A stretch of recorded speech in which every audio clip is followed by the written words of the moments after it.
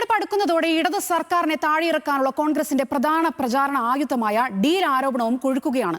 ഏറ്റവും ഒടുവിൽ കൊടകര കുഴൽപ്പണക്കേസും കരുവന്നൂർ ബാങ്ക് തട്ടിപ്പിലും സിപിഐഎമ്മും ബിജെപിയും തമ്മിൽ രഹസ്യ ധാരണയുണ്ടെന്ന ഗുരുതരമായ ആരോപണം ആവർത്തിച്ചിരിക്കുകയാണ് പ്രതിപക്ഷ നേതാവ് വി ഡി സതീശൻ.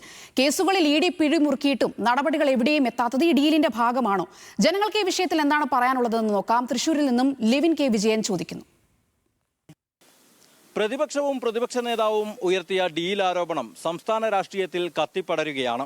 കരുവന്നൂർ അടക്കമുള്ള ഇഡി പോലുള്ള കേന്ദ്ര അന്വേഷണ ഏജൻസികൾ രജിസ്റ്റർ ചെയ്ത കേസുകളിൽ തുടരന്വേഷണങ്ങൾ ഉണ്ടാകാത്തത് ഇത്തരം ഡീലിന്റെ ഭാഗമാണെന്നുള്ള ആരോപണങ്ങളും ഉയർന്നു കഴിഞ്ഞു. പൊതുജനങ്ങൾക്ക് ഈ വിഷയത്തിൽ എന്താണ് പറയാനുള്ളത്? തൃശൂർ വടക്കാഞ്ചേരിയിൽ നിന്നും പ്രതികരണങ്ങൾ തേടാം. ഡീലൊന്നും ഉണ്ടാകാൻ വഴിയില്ല. ദുർബലമായ സ്ഥാനാർത്ഥി നിർത്തുമ്പോൾ സ്വാഭാവികമായിട്ടും മറ്റുള്ള ഇതിൽ സ്ഥാനത്ത് വോട്ട് കുറയും. ഡീലിന്റെ ഭാഗമായിട്ട് പലർത്തും പല തരത്തിലാണ് നടക്കുന്നത്. വടക്കാഞ്ചേരി നിയോജകമണ്ഡലത്തിൽ അങ്ങനെ ഒരു പ്രശ്നമില്ല.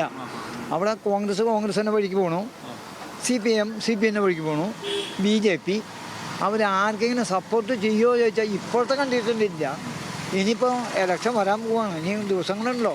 അതിൻ്റെ ഇടയിൽ ഇനി വല്ല ഡീല് വരുമോ എന്നുള്ളത് നോക്കുമ്പോൾ ആ പാർട്ടിക്കാർ നമ്മളെ പുറത്ത് കാണിക്കും. ഞാൻ ഒരാളും പറയില്ല. നിഷ്പക്ഷം പറയാനുമില്ല, ഒരു ഡീലും ഇല്ല.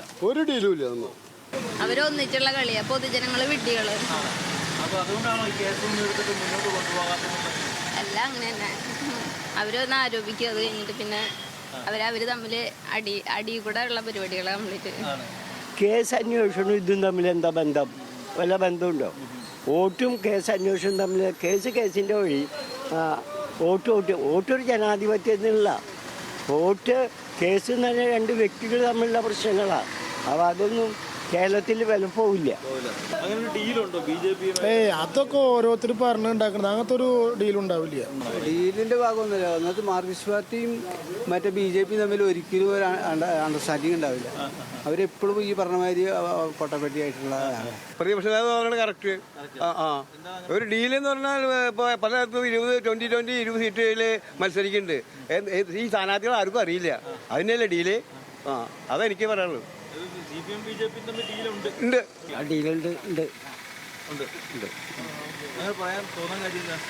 അതിലിപ്പോൾ പല ഡിസിഡന്റുകളും നടക്കണല്ലോ. കരുവന്നൂർ കേസില്ല, മുഖ്യമന്ത്രിയുടെ മകളുടെ പേരുള്ള കേസില്ല. അതൊക്കെ ആ ഡീലിന്റെ ഭാഗമായിട്ട് അത് ഇലക്ഷന്റെ ഭാഗമായിട്ട് അത് ഉണ്ടാവും. അത് നമുക്കിപ്പോൾ സാധാരണ നമുക്ക് എല്ലാവർക്കും മനസ്സിലാവുന്ന കാര്യം തന്നെയാണ്. അത് മെയിൻ ഇത് കഴിഞ്ഞാൽ പിന്നെ അടുത്ത സ്റ്റെപ്പ് വീണ്ടും പൊന്തി വരും. ഇത് ഒരു മുൻകൂർ ജാമ്യമാണ് ഇവരെടുക്കല് കോൺഗ്രസിന്. ഇപ്പൊ സീറ്റ് പറഞ്ഞു കഴിഞ്ഞാൽ പറയാലോ, ഇവര് തമ്മിൽ ഡീലായിട്ടാണ്. അതിന്റെ ഭാഗമായിട്ടാണ് ഇത് ഇങ്ങനെ സംഭവിക്കുന്നത്. പ്രതിപക്ഷ നേതാവിന്റെ ആരോപണം ഇല്ല.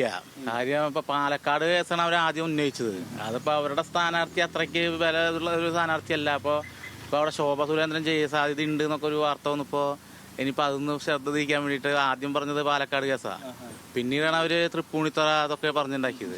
അത് പിന്നെ അവരുടെ സ്ഥാനാർത്ഥി നിർണയത്തിൽ പല പ്രശ്നങ്ങളും വന്നപ്പോൾ അതൊന്ന് മാറ്റാൻ വേണ്ടിയിട്ട് ഡീൽ CPM BJP ഡീൽ നടത്തുന്നില്ലേ? ഉണ്ട്.